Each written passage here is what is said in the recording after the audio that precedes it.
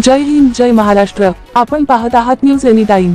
पाहूया अत्यंत महत्त्वाची बातमी। अडावद येथील जिल्हा परिषद उर्दू शाळेत अस्वच्छतेचा डोंगर, सफाईकडे दुर्लक्ष, लहान लहान मुलामुलींचे आरोग्य धोक्यात।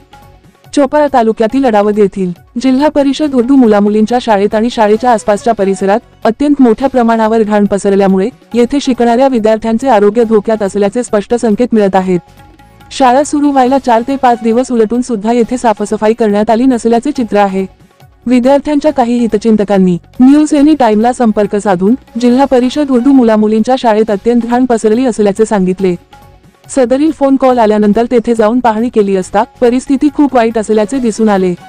यावेळी दोन्ही शाळेच्या मुख्याध्यापकांना संपर्क साधण्याचा प्रयत्न केला, मात्र संपर्क होऊ शकला नाही। विशेष म्हणजे अडावद येथील जिल्हा परिषद उर्दू मुलामुलींच्या शाळेत गरीब आणि सर्वसाधारण कुटुंबातील मुले मुली शिकायला येतात आणि त्यांना शाळेत दिवसभर थांबावे लागते। अशा परिस्थितीत ते विद्यार्थी दुर्गंधी, घाण आणि डेंग्यू मलेरिया सारख्या जीवघेण्या डासांच्या संपर्कात येण्याची शक्यता वाढली आहे। शाळा सुरू होण्यापूर्वी येथे सफाईकाम आणि मच्छर, माशा आणि दुर्गंध यावर उपाययोजना करणे गरजेचे होते, मात्र तसे अजिबात झाले नाही। विशेष म्हणजे शाळा परिसरात तर घाण आहेच, मात्र शाळेच्या आवारात आणि क्लासरूमच्या बाजूला देखील अत्यंत किळसवाणी घाण पसरल्यामुळे विद्यार्थ्यांच्या आरोग्याला धोका निर्माण झाला आहे। आता याला जबाबदार कोणाला धरावे? मुख्याध्यापक आणि शिक्षक, पोषण आहार मदतनीस, शालेय व्यवस्थापन समिती की ग्रामपंचायत असा प्रश्न उपस्थित होत आहे।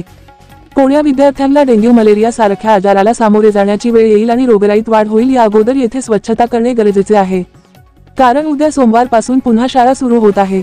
न्यूज एनी टाइम साठी फारुख शाह नौमानी यांची ऑन द स्पॉट रिपोर्टर।